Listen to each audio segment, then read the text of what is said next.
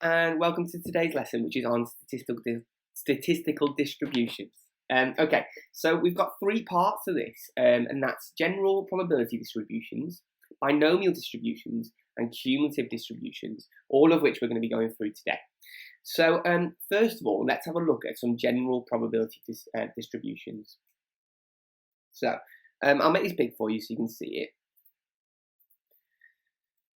So you're already familiar with the concept of variables in statistics, such as a collection of values. So here we're looking at the different probabilities of red, green, blue, and orange. And they're given as a table. So we know the probability of getting a green is 0.4. The lowest probability is 0.1. Now, something that you might not have seen before is the fact that this is called a random variable, which is called x, which represents a single experiment or trial. It consists of outcomes with a probability for each. So this random variable x here, as it says, represents a single experimental trial. So here we've got the probability that the outcome of the random variable x is some specific outcome. So this could be red, it could be green, it could be 1, it could be 2. In this case here, we're saying what is the probability of the random variable x? So this is the distribution here, which is the random variable, with the specific outcome of x. So as I said, in this case, it could be red, green, or blue, or orange. And this is how we lay it out. Okay. So for shorthand, for the probability of x, the random variable being equal to x, we say p of x. So note the lowercase for the p. We wouldn't say p of capital X because that's the whole random variable. We could say the probability of the random variable being heads versus the random probability of p of heads. So this is just saying we're not including the random variable here. But when we're dealing with some of the trickier ones, they will expect us to use this random variable notation, which is the capital X is equal to. Okay, so let's have a look at this one here. So here we're looking at two different ways of representing a random variable, either as a function or as a table. So we notice here with this one here, and again, it's worth getting this down. Remember, the only way to learn maths is to do it.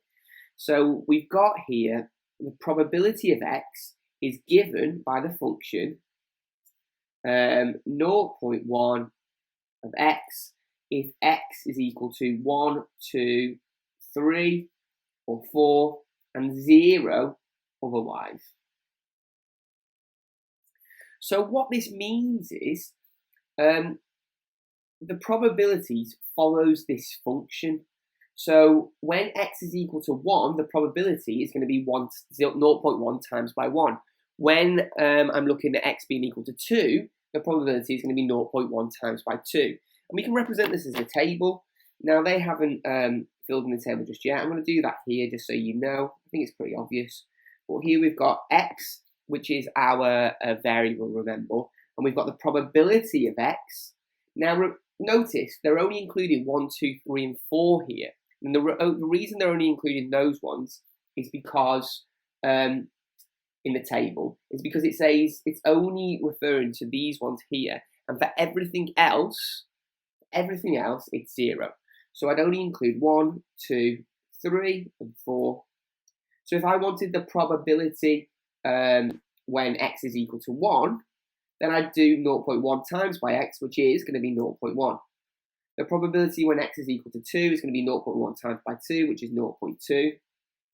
The probability of x when x is 3 is going to be, you guessed it, 0.1 times 3, which is 0.3. And the probability of 4 is going to be 0.1 times by 4, which is 0.4. Now, the way that you check that this is right is we know that the probability of everything happening should sum to 1. So if I add all these together, 0.4, 0.4, plus 0.3, plus 0.2, plus 0.1, that's equal to 1. And because that's everything, we know that that's correct. Okay, so let's just check what they've done there. Brilliant. Go back. Yeah, super. So we have got some advantages of using the functions. So I'll make this big so you can see it. So the advantages of the functional form is that you can have a rule or expression based on the outcome. So this is particularly for continuous random variables. And the advantages of the table is the fact that it's very explicit, so it's really, really clear. So you can clearly see what the probabilities are for each of the outcomes. However, sometimes you've got a function which is nice and clean, so it's nice to use a function sometimes. Okay, so this is our first example. And it says the random variable x represents the number of heads when 3 coins are tossed. So it's asking for a sample space for this, a distribution as a table, and a distribution as a function. So let's have a look at this one together then. Now, the first thing we're going to need to consider here is what this distribution looks like for every single value. So if we've got, I might have to do this on the new side. If we've got here, we're looking at the number of heads when 3 coins are tossed. So I want to think about, first of all of the different outcomes that I can get. Now we can do this. So the first outcome is going to be heads, heads, and heads. Now it's always best to do this systematically. So do heads, heads, heads, then change the last one. A little bit like binary if you've seen that. So it'd be heads, heads, tails. Then we change the next one, which is heads, tails, heads. Brilliant, so making sure that they're always different. Then we've got heads, tails, tails, brilliant. Then we've got tails, heads, heads, tails, heads, tails, tails, tails, heads. And the last one is tails, tails, tails. So overall there, we've got 1, 2, 3, 4, 5, 6, 7, 8 different outcomes for the probability of getting a head. So this is our sample space. We've just looked at that. 1, 2, 3, 4, 5, 6, 7, 8. Brilliant. So we can represent this as a table. Now remember, it's specifically looking at the probability of landing on heads. So here, well, how many different options are there for heads? Well, here we've got no heads, so that's got to be an x, hasn't it? X is going to be equal to 0. Here we've only got 1 head, so that must be one of our values as well. X is equal to 1. Here we've got 2 heads. So that's going to be 1 as well, x is equal to 2, and x is also going to be equal to 3. Everything else is going to be equal to 0 because you can't get more than 3 heads and 3 coins. So if I was representing this as a table, it's going to be, here we've got x, which is the,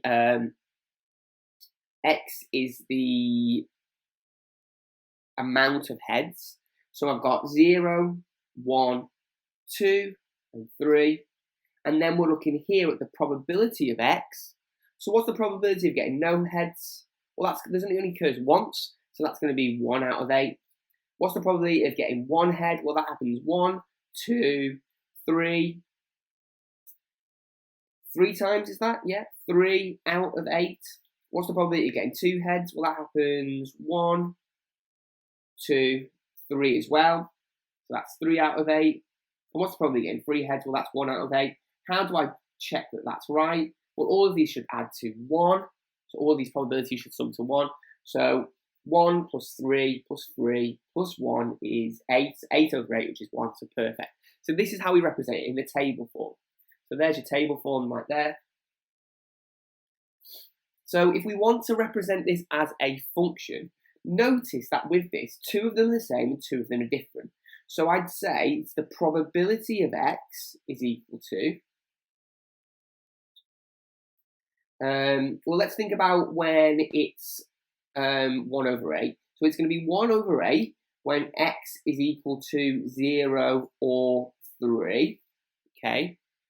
It's 3 over 8 when x is equal to 1 or 2, and for everything else, it's 0. So we'd write 0 otherwise.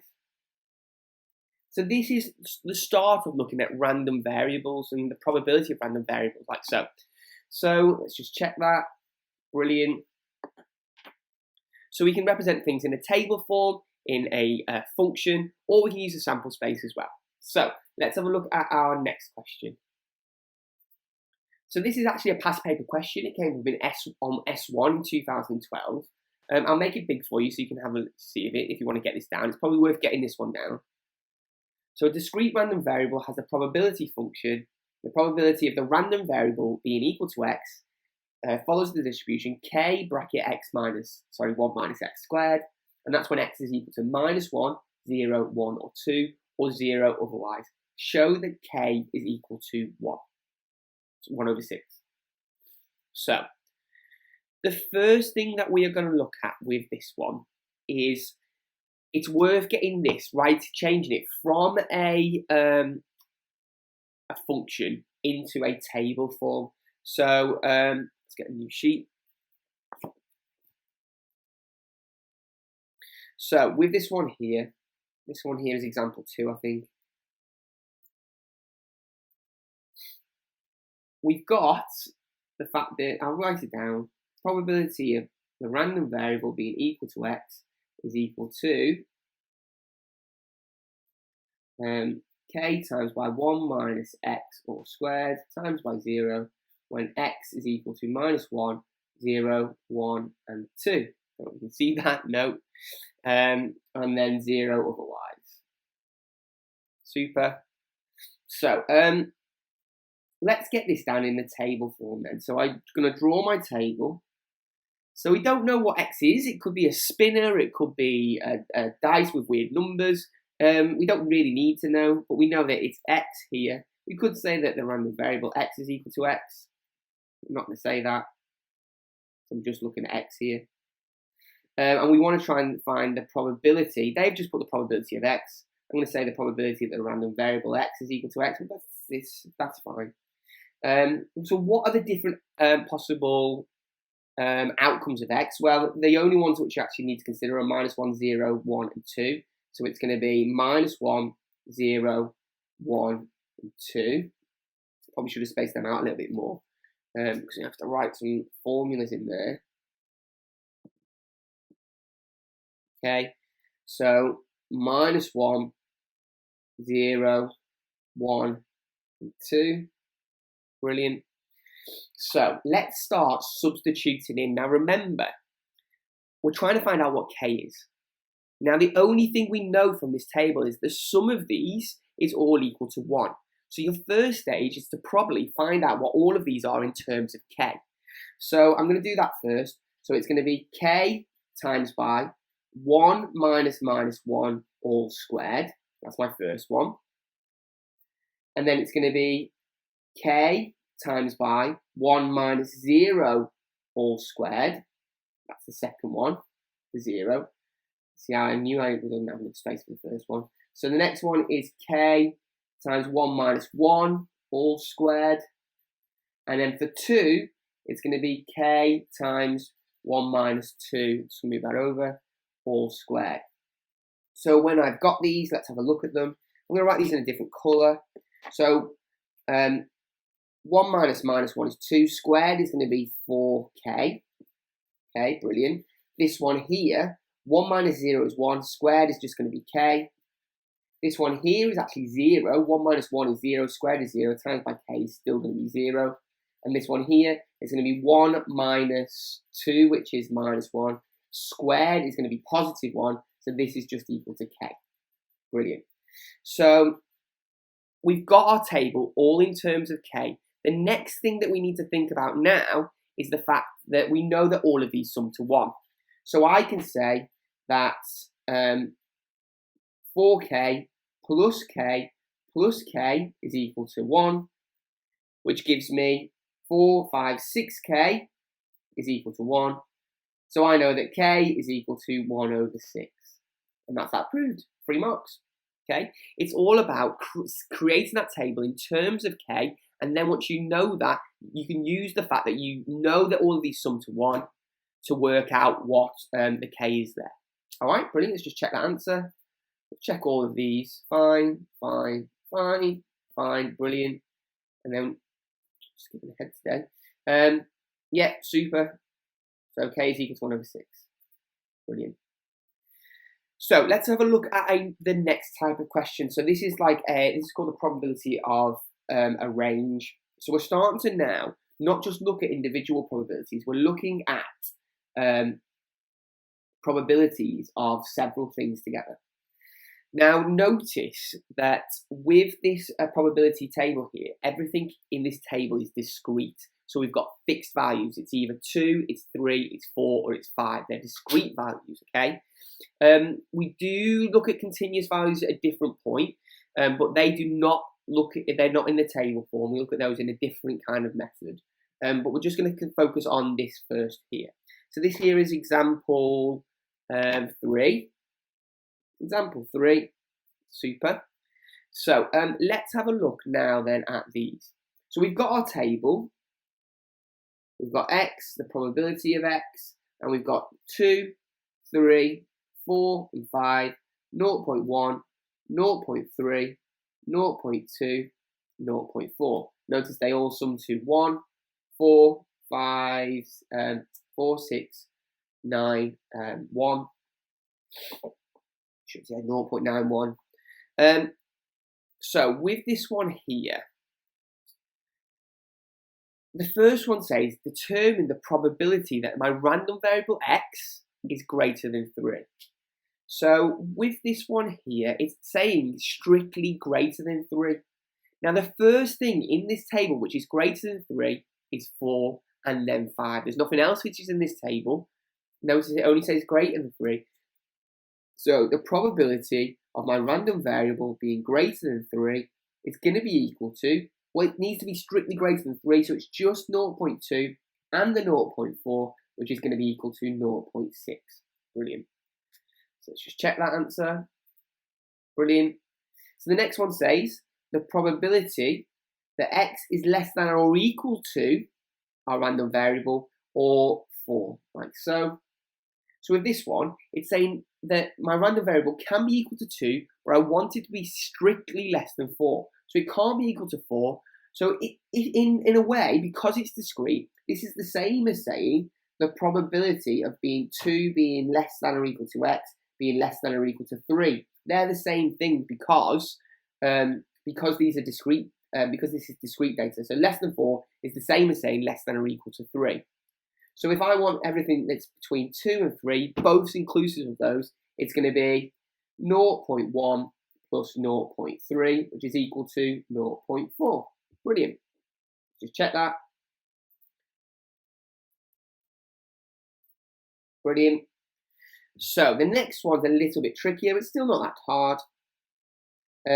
Here we've got the probability of 2 times my random variable plus 1 being greater than or equal to 6. My starting point with this one is that you need to solve this inside, okay? So -1, -1, you get the probability of 2 times my random variable being greater than or equal to 5. Check that's right, yeah, good, divide by 2. The probability that my random variable x is greater than or equal to 5 divided by 2, which is 2.5. Now, it's saying greater than or equal to 2.5. It's not saying greater than or equal to 2. Now we know that there's no 2.5 in here, okay? There's only 2, 3, 4, and 5. So everything which is greater than or equal to 2.5 is going to be from 3 onwards. We could, because this is discrete, say x is greater than or equal to 3. I'm not going to change it. I'm just going to keep it like this for now.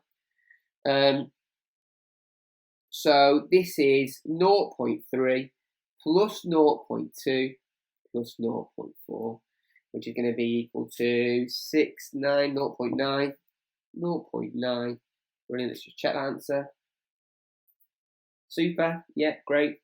Okay, so that's looking at the probability of a range. So there's a couple more things here I'm just going to talk through. So we can also represent things as a graphical distribution. This is a uniform distribution. Why is this uniform? Well, it's because all the probabilities are the same, okay? So here we've got the probability of 6 different outcomes, and the probability of each of them is 1/6. If you had a uniform distribution with 10 different outcomes, then it'd be 1/10. 100 different outcomes would be 1/100. All of those are uniform distributions, okay? So we've got the probability of x for a discrete random variable, which is known as the probability mass function. Because the probability of each outcome represents an actual amount, the mass, i.e. mass of probability. So here we've got another table form. Now, this looks like it's a normal distribution curve. It's looking at the heights. Now, it's worth having a little think about this, the fact that it's continuous. And I'll talk through this with you. Now, pretty much, in fact, everything we measure is always rounded, okay? The reason for this is because if you think about your ruler and you're looking at your millimetre, I've got a ruler here actually. Here, we're rounding to the nearest millimetre because I've only got millimetres on here. You can obviously go smaller than that. You can go to nanometre. Sometimes you'll get a ruler with just centimetres on, so you might want to estimate just in centimetres, or sometimes you might measure in metres. Now, it's very, very rare, it says in here, it's very, very rare that someone is exactly 30 centimetres. Now, if you're measuring somebody's height, or something, and it's 30 centimetres on here, that does not mean that it's exactly 30 centimetres, because you are rounding it to the nearest millimetre or to the nearest centimetre. You have to go down, you have to go millimetres, nanometres, you have to go right down to the atom for it to be exactly 30 centimetres, okay, right down to the atom. And that's why here when it says, however, the probability that something has a height exactly of 30 centimetres is infinitely small, effectively zero. So when I'm looking at something for continuous data, because you're looking at something which is down to the atom, you can't really look at the fact that you can't say that you're exactly 30 centimetres because you don't really know that you're exactly 30 centimetres or something exactly 30 centimetres. So the way we do it is we use continuous data and we measure it between things. Now when we're looking at this one here, this is known as the probability density function. So the P of 30 wouldn't give us a probability. We'd actually look at the probability between two things. So between 30 and 40 or between 10 and 50. And in this case, we'd be looking at the area under the curve. So the area, we don't need to know that just yet. We will come back to that. But here, it's important to know the difference between discrete functions, which are probability mass functions, and continuous functions, which are probability density functions. And understanding the two and why you can't be exactly 30 centimetres and why the probability of actually being 30 centimetres is infinitely small. Well, we're going to be focusing on binomial distributions, which focuses on discrete values, so we're going to be focusing on the first part. So,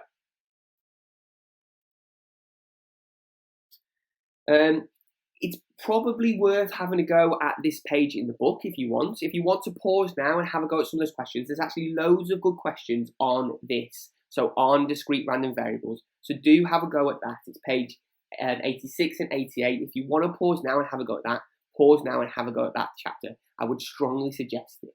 Okay. So we're going to move on a little bit. We're going to look now at binomial distributions. So here, Dr. Frost has something that happened to him in 2010. So back in 2010, I'll make it big for you.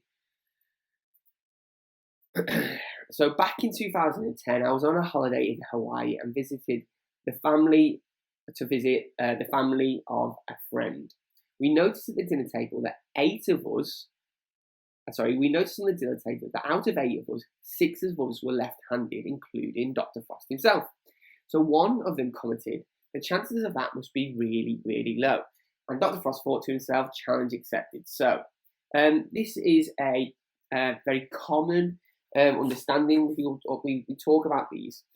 So he's called this one the left example.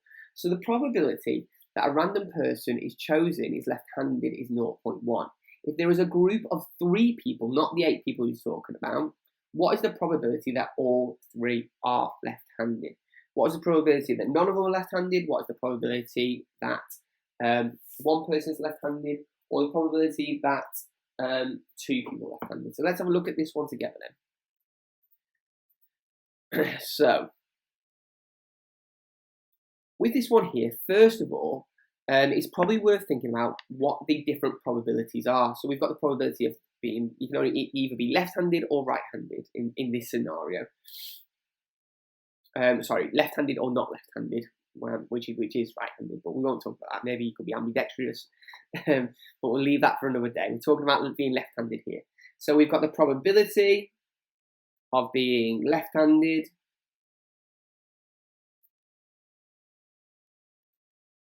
which we know is equal to 0.1. So the probability of not being left-handed we know is going to be equal to, so probability not left, I'll call it for now, just for ease, is going to be equal to, well, we know that if you can either be left-handed or not left-handed, so the probability of this is going to be equal to 0.9 because we know that they must sum to 1.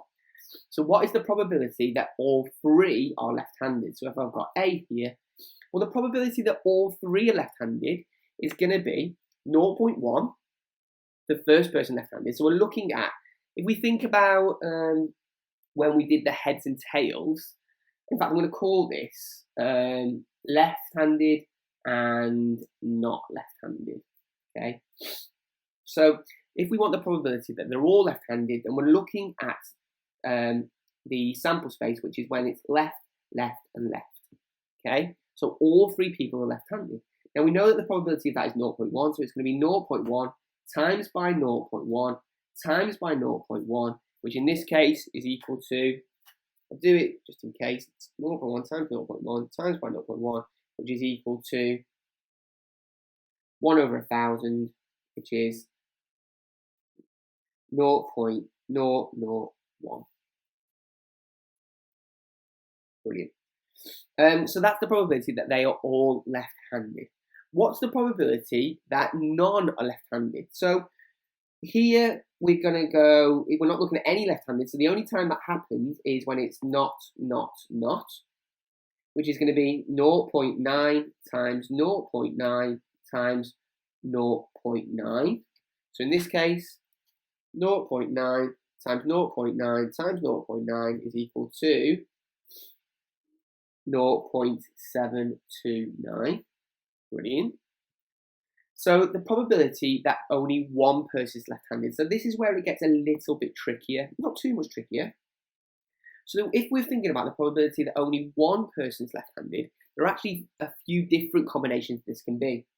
So remember, these are three different people. I've got first, second, third person. So if I'm looking at one person being left-handed, I'm looking at the first person being left-handed and then the other two not. Or I could say that the second person is left-handed and the other two are not. Or I'm going to say that the third person is left-handed but the other two are not. So there's actually three different possible outcomes of having one person left-handed. So when I'm thinking about this, it's going to be 0.1 times by 0.9 times by 0.9. And then it's going to be, put a line there so you can see, 0.9 times 0.1 times 0.9, okay? And this one's going to be 0.9 times by 0.9 times by 0.1 in that case. Now, there is actually a quick way of thinking about this. We could say this is equal to 0.1 times by 0.9 squared, all times by how many there are? 3. Now, I'm not going to go too much into that just yet. We're going to look at that in a little second. But here, notice that there's one person who's left-handed. There are 2 people who are not left-handed in each one. And there's 3 possible outcomes of this. So this is the kind of formula we need to be thinking about. I actually wrote them all out so you can see it. So let's work that out. 3 times by 0.1 times by 0.9 squared. Oops. 0.9 squared, close bracket, is equal to, put it over here, 0.243. Super. Okay. So let's just check these answers just while I'm here. So I've got that one there, brilliant. This one here, super. This one here is a little bit trickier. We've got that there, brilliant. So the last one says, find the probability that 2 people are left-handed. So this is where we're getting a little bit trickier now. Not too much trickier. So with this one here, If we're thinking about two people being left-handed, it's the same as saying only one person not being left-handed. That's exactly the same thing. Two people left-handed means that one person must be not left-handed. So it follows a very similar pattern, but it's just the other way. So I'm going to say the first person is not left-handed, then two people left-handed. And then I'm going to say that I've got left-handed, not left-handed, and left-handed, or left-handed, left-handed, and not left-handed. As long as you've got all of those, you're fine. And then here I'm going to say 0.9 times by 0.1 times by 0.1. And here 0.1 times by 0.9 times by 0.1. And here 0.1 times by 0.1 times by 0.9.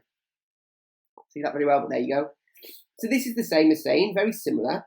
3 times by, there's only one 0.9, there's two 0.1, so that's going to be to the power of 2, like so. This is the number of different outcomes.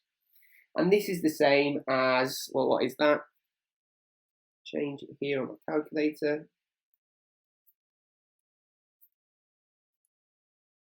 That's equal to 0.027. Let's just check that answer. Brilliant. So, let's have a look at this part here on the right hand side, because this is the really important part. So, it says, if there were x lefties out of 3, then we can see that using the example, the probability of that single outcome is 0.1 to the power of x times by 0.3 times by 3 minus that x. Now, what does that mean? We're going to talk about that. So you may have seen this next part when you were looking at binomial expansion, where we've got the 3 choose x. So this is the way of representing the amount of different options there are. There are the 3 at the top represents how many different variables there are in total. In this case, we've got 3 people. And the x at the bottom is the thing that we're specifically looking at. So it could be 1 left hand, it could be 2 left hands, it could be 3 left hands, it could be 0 left hands.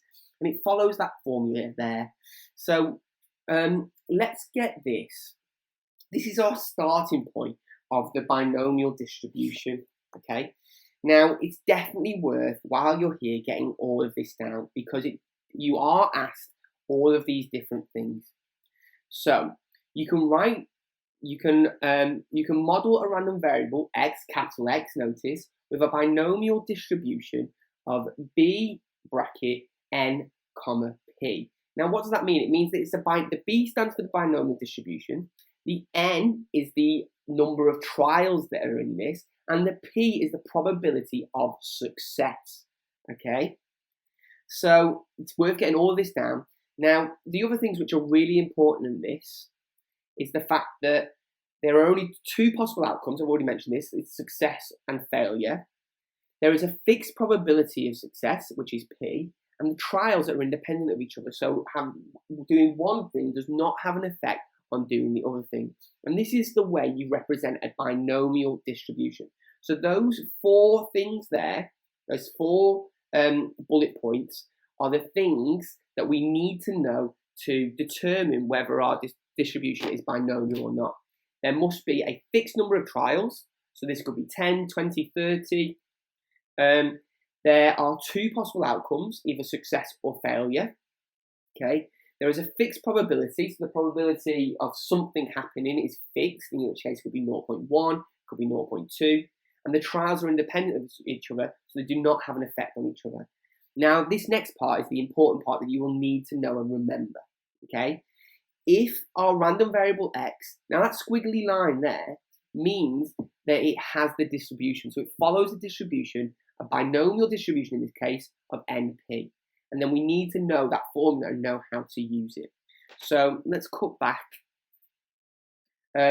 So with this one here, we're saying our random variable follows a distribution, that's what that squiggly line means, of a binomial distribution with n number of trials and a probability fixed at p. That's what that means.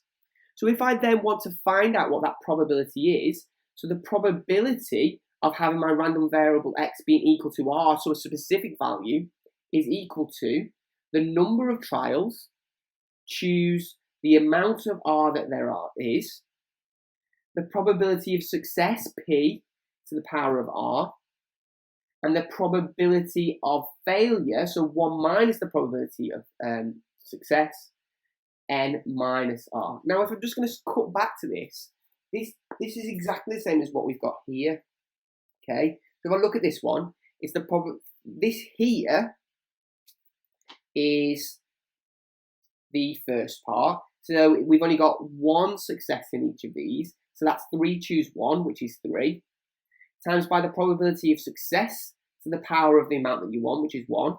The probability of failure to the power of that you don't want, which is going to be 3 minus 1, which is 2. Look here, back to this one. Just work that out. N minus R.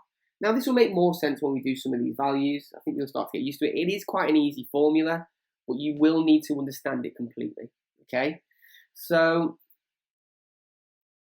let's have a look at this one. Let's have a look at this question. I'll make it big so you can get it down.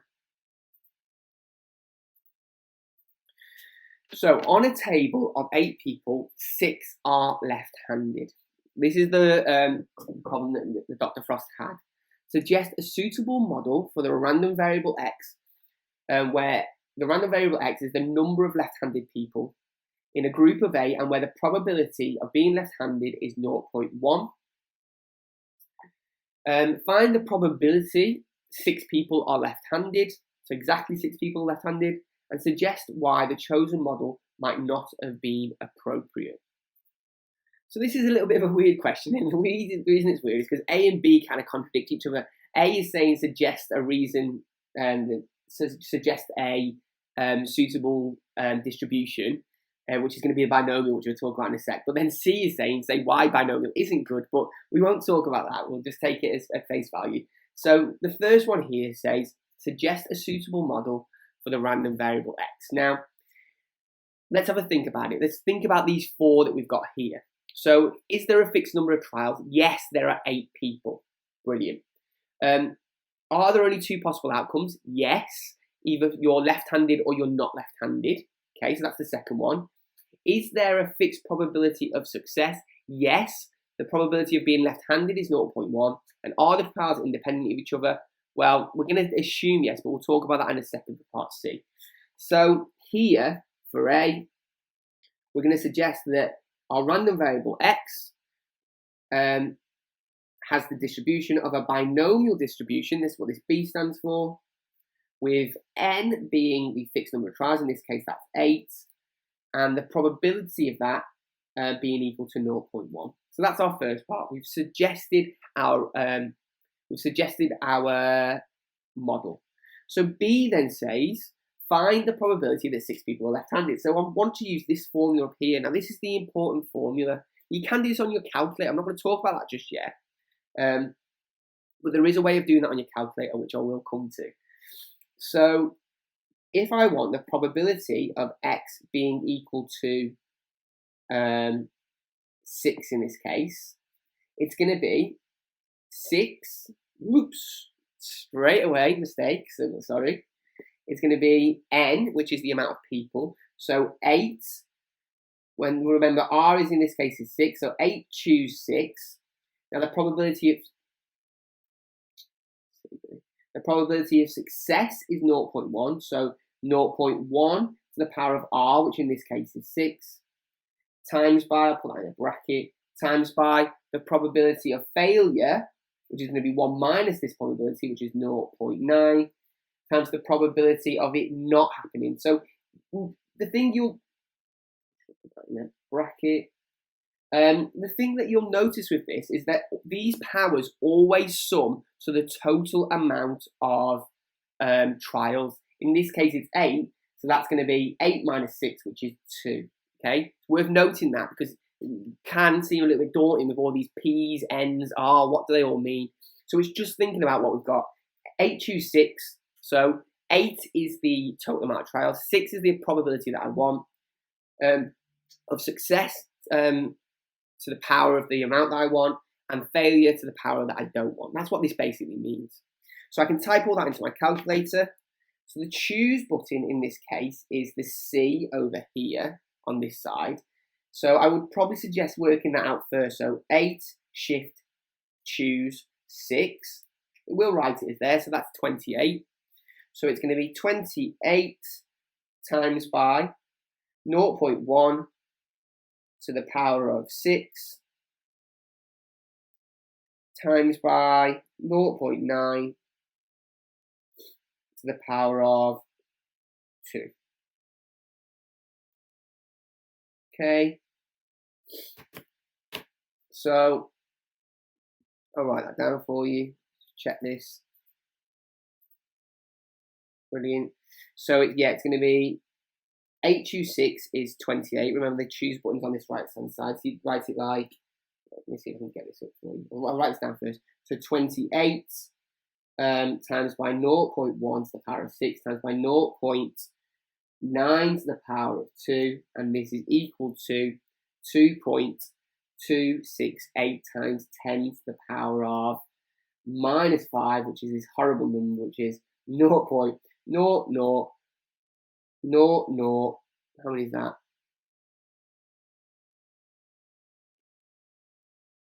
Losing side. 2.268. Brilliant. 1, 2, 3, 4, 5. Super. So yes, actually, going back to his original story, the probability of this being of all of them being left-handed, 6 people out of 8 being left-handed, actually is really, really, really low. Now, I said I was going to show you the way to do this on your calculator. Now, I assume that we're going to do this later on, but I think it's worth thinking about this now because it does make things easier. You would be expected to use this formula, but there is a way as well. So if you go to, on your calculator, let me see if I can get this up, menu, which is there, and you go to number 7, which is distributions. Okay, so distributions, which is on there, and you'll notice that you've got 2 here, binomial PD and binomial CD. Now, we're looking at binomial PD, which stands for probability density, so the exact probability there. CD stands for cumulative distribution or cumulative density.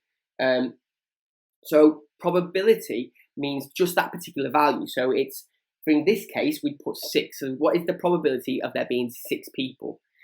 Cumulative is everything up until that point. We'll talk about that a little bit later. So if I had, for binomial CD, it's the probability of them all. So for 6, it'd be everything up to 6, cumulative, like a cumulative distribution you do at GCSE. So everything up and included to 6. So it'd be the probability of 0 plus 0 probability of 1 plus the probability of 2 plus the probability of 3 plus the probability of 4 plus the probability of 5 plus the probability of 6. So all of those probabilities together. But we're not looking at a cumulative now. We're not looking at all of the things up to 6. We're just looking at the probability of it being exactly 6. So in this case, I'm using PD. Okay. So I press 4 on my calculator there. Now we don't want to know loads of different things. We just want the one variable, which is going to be 2. And here you'll notice it says X, N, and P. Now X is the amount of successes that you want. So in this case, it would be 6 people with being left-handed.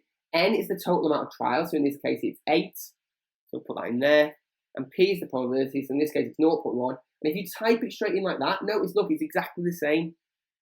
2.268 times 10 to the minus 5, which is exactly the same as what I got. So we can use the calculator for these distributions, okay? We can use the formula, but we can also use the calculator as well. So part C, which I think is quite funny, suggest why the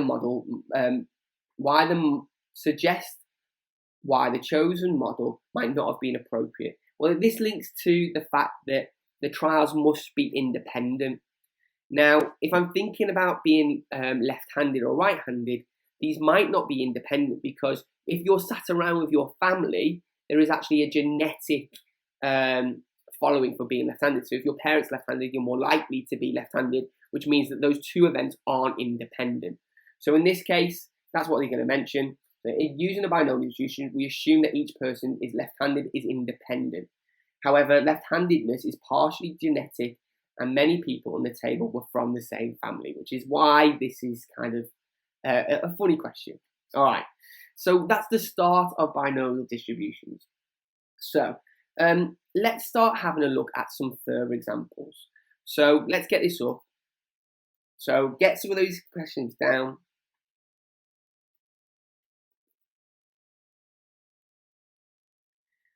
So let's have a little go at it. So this is saying the random variable x follows the distribution with 12 different trials and a probability of 1/6. So we've got, what example is this? I'm not sure now, but make sure you do get it in your notes. Remember, the only way to learn maths is to do it.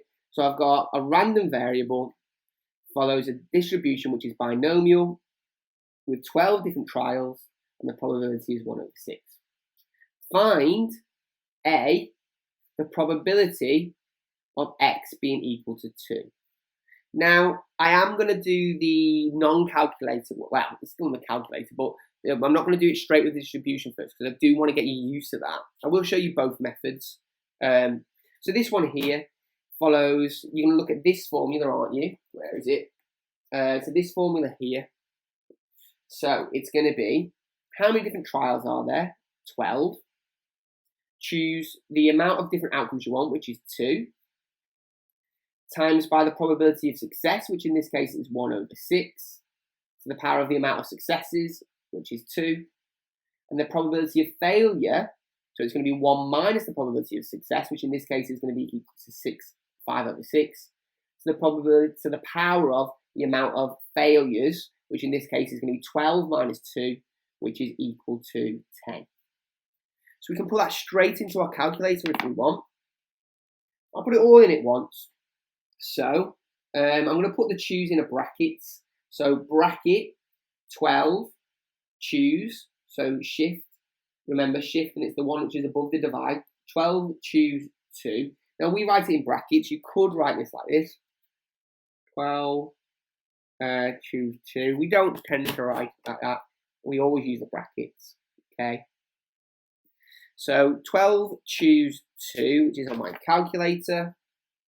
Close brackets, times by 1/6 to the power of 2, to the power of 2, times by 5/6 to the power of 10. Notice that the 2 and 10 add to make the total amount of 6 trials, which in this case is 12. I'll put just 10 next to it, what's silly Billy? The power of 10, there we go.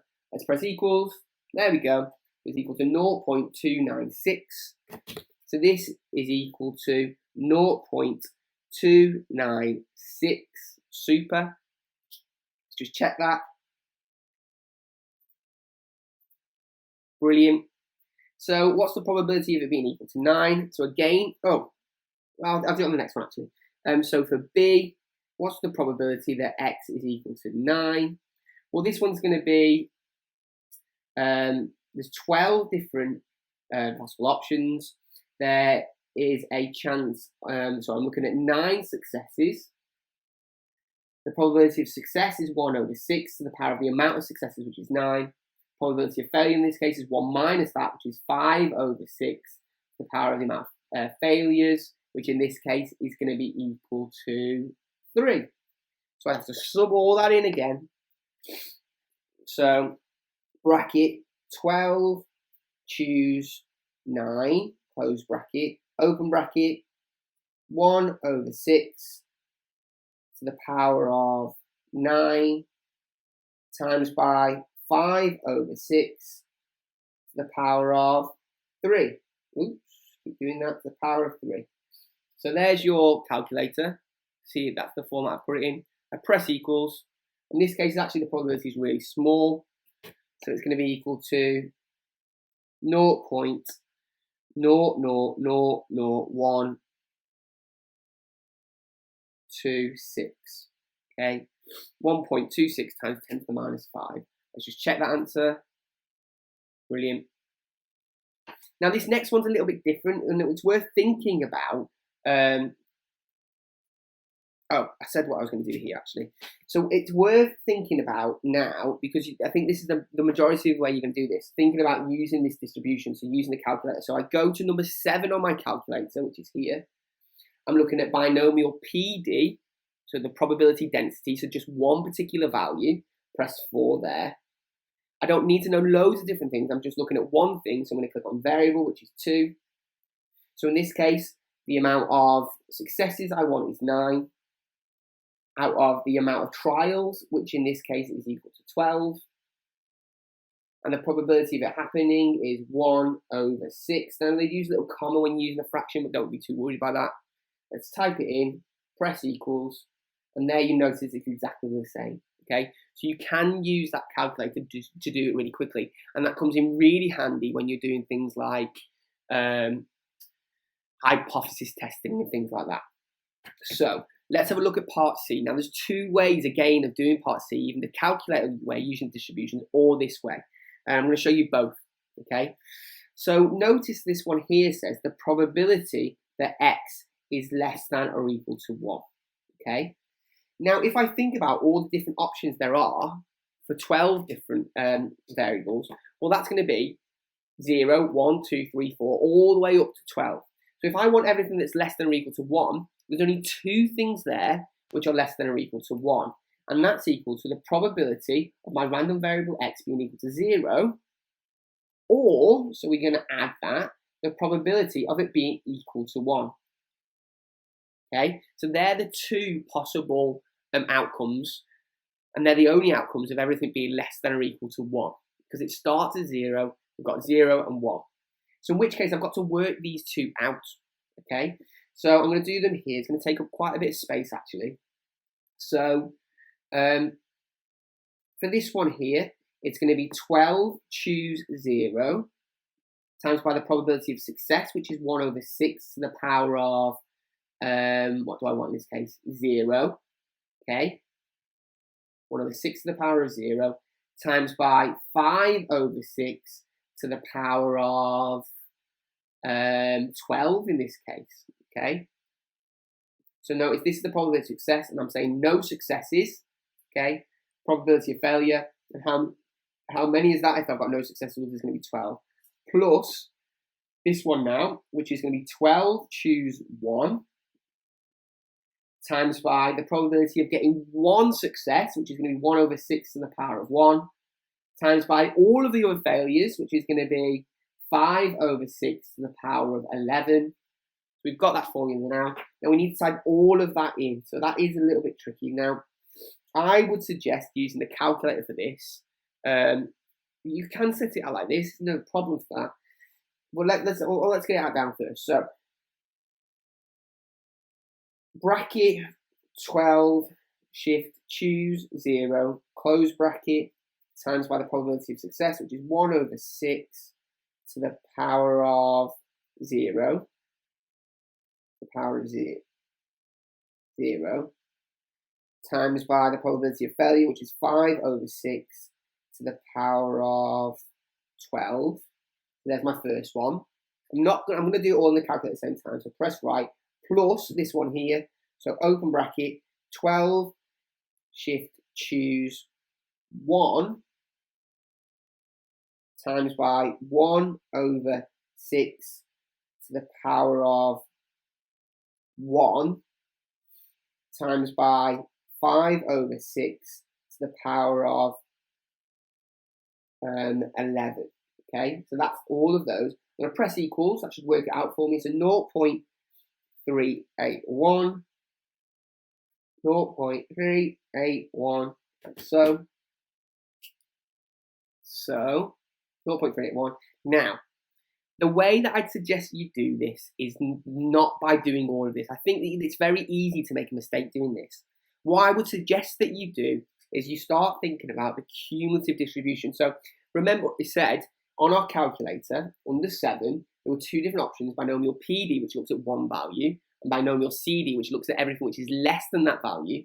So in this case here, I'm going to scroll down to binomial CD here, which is 1. I'm going to go to variable, so I've only got one variable, which in this case is 2, not the actual value 2, because I'm looking at 1. Now this gives us everything which is less than or equal to the value that you put in. So it's pretty much like doing exactly this, but just on your calculator. So that x there is 1. So that includes 0 and 1. Okay. The amount of outcomes, or the amount of trials is 12. And the probability in this case is just equal to 1 probability of success, 1 over 6. So notice I've just typed in CD means everything up until that point, which in this case is 1.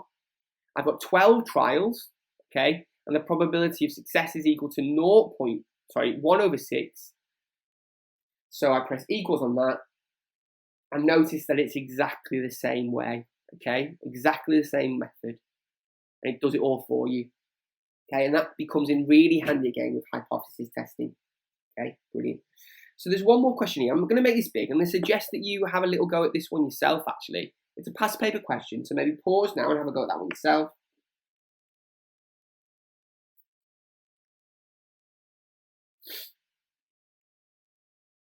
Okay, let's have a go at it together then. A company claims that a quarter of the bolts sent to them are faulty. Okay, to test this claim, the number of faulty bolts in a random sample of 50 is recorded.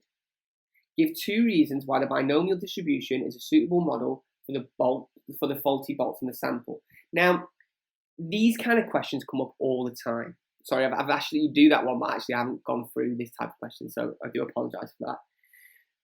And this links back to this very first part on this, which was these 4 different, reasons for it being binomial. So fixed number of outcomes or fixed number of trials. There are only 2 possible outcomes: success and failure. There is a fixed number of success, and the trial events are all independent of each other. So if it's asking for 2 of these, it's asking for 2 out of those 4 reasons. So in this case, give 2 reasons why a binomial distribution may be suitable for the model.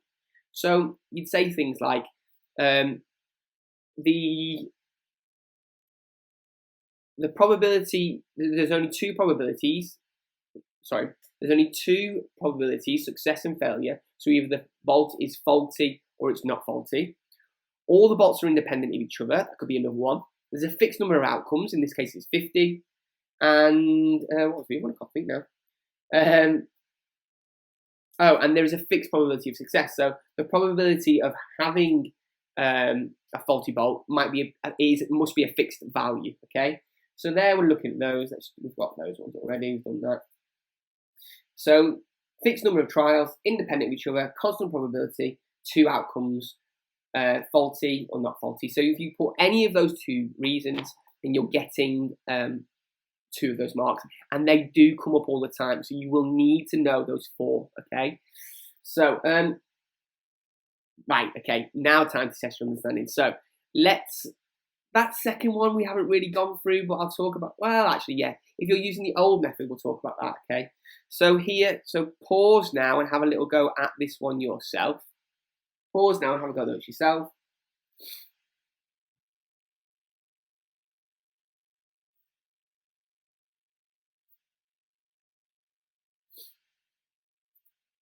Okay, let's go through it together. So question 1 here, we've got a random variable. Let's put this down a little bit. We've got a random variable which follows a binomial distribution with 6 different trials and a probability of success of 0.2. So what is the probability for x is equal to 2? Well, you could just use the calculator if you wanted to. I'll do that very quickly just to show you. Remember, it's not a CD because it's only one value. We're not looking at all of these. It's a PD, so 7 binomial PD. And we're looking at 1 variable, so 2. So x is equal to 2 in this case. The number of x is equal to 2.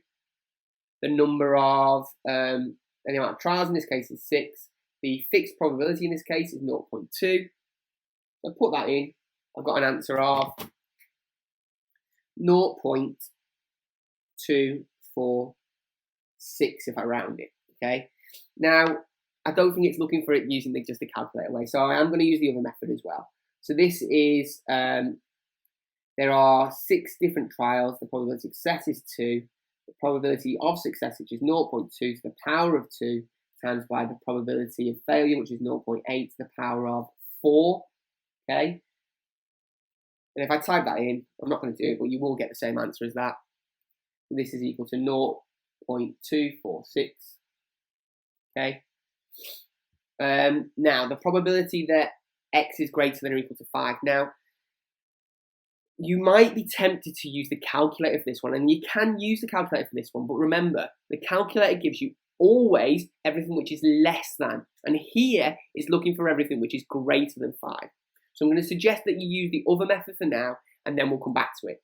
So in this case, the probability that x is greater than or equal to 5 is equal to the probability of my random variable being equal to 5 plus the probability that my random variable is equal to 6. Okay, so we've got 2 here, so it's going to be 6 choose 5 times by 0.2 to the power of 5 in this case, times by 0.8 to the power of 1, plus 6 choose 6, 0.2 to the power of 6, 0.8 to the power of nothing, okay? Super. So I put all of that in. We'll do this. 1, so bracket 6, shift choose, 5, close bracket, open bracket, 0.2 to the power of 5. Does take quite a while this. Times by 0.8 to the power of 1 plus, open bracket again, 6 choose 6, close bracket, 0.2 to the power of 6, which I've got one of these wrong somewhere, times by 0.8 to the power of 0, which is going to be 1 anyway. That's equal to 0.0016. Just check that. Go 1. Brilliant. Super. Now, there is a quicker way to do this using a calculator because it's discrete. We are going to talk about this later, but I am just going to mention it now just to kind of get you thinking about it. Remember that on our calculator, we've got that cumulative distribution, okay? So the cumulative distribution is everything up to and including that value. Binomial CD, that's what it means. So we can't type 5 directly into it, but what we can say is that because this is discrete, if I've got these values, so let's say 3, 4, 5, and 6, I want everything which is greater than, in fact, I can use everything which is greater than or equal to 5. So I want that. Now remember that here I've got 6. So let's write them all actually. 0, 1, 2. Okay, it's closer actually. 0, 1, 2. So if I want this here, remember that all of these here sum to 1. Okay, so every single thing here sums to 1. So this here is the probability that x is greater than or equal to 5. Okay. Now, if I want the probability of x being greater than 5, this is exactly the same as saying the probability of all of it, 1, take away the probability of x being less than or equal to 4. Because here, this is the probability that my random variable is less than or equal to 4. Okay? So if I want this part here, the probability of x being greater than or equal to 5, it's equal to 1, all of that, subtract this part here, which is x is greater than, less than or equal to 4. And we can type this into our calculator because our calculator is always less than. Okay? Our calculator is everything which is up to including 4. So I'm just going to rub all that out. I am going to go over that again at some point. Okay? So, but I just wanted to start introducing you into that format. So I could have done this way. So we already had our answer. But there is another way of doing it. So the probability of x being greater than or equal to 5 It's the same as saying the probability of 1 minus the probability of x being less than or equal to 4, like in that diagram. So 1 minus the probability of x being less than or equal to 4. Now because it's now less than, I can put that straight into my calculator. So here it's menu 7. Remember, I'm not looking at PD now, I'm not looking at one fixed value, I'm looking at the cumulative value, which we are going to look at in a bit, up to 4. So go down to CD, which is 1. I'm just looking at one variable, which is 2. So x, if I type 4 into there now, on binomial CD, that means it's everything up to and including 4. So the probability of 0, 1, 2, 3, and 4, all of those, okay? How many different trials are there? There's 6, and what are the probability of success is 0.2. So we type that in, and that's equal to, in blue, 0.9984. So 1 minus that, you can do, if you want, when you go back then, menu, 1. So 1 minus your answer, which is there, 1 minus your answer, which again is back to that 0.00616, which is what we got before. Brilliant. We'll come back to that later. There's a whole section on that, but I just want to start to introduce you on that bit. Okay, so let's have a look at question 2. So question 2 says, I have 2 red and 8 white balls, and X represents the number of red balls I have chosen after 5 selections with replacement. So it's putting them back in. How is X distributed? Well, we're going to be looking at what we're doing at the moment. So this is question 2. So there's 2 red balls, 8 white balls. We want the probability of success to be the red. So my random variable X follows a distribution which is binomial.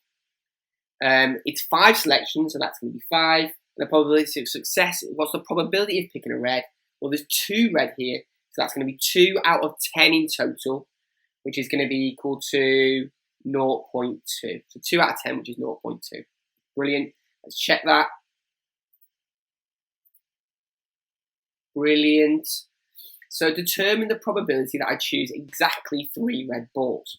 So now we're looking at this part here. So what is the probability that X is equal to 3? Now I'm just going to use my calculator here because I just want to save a bit of time. So let's go on to 7. I'm looking at binomial PD because I'm just looking at exactly 3 red balls, not up to and including 3 red balls. So 4, which is PD. So I'm looking at one variable, which is 2.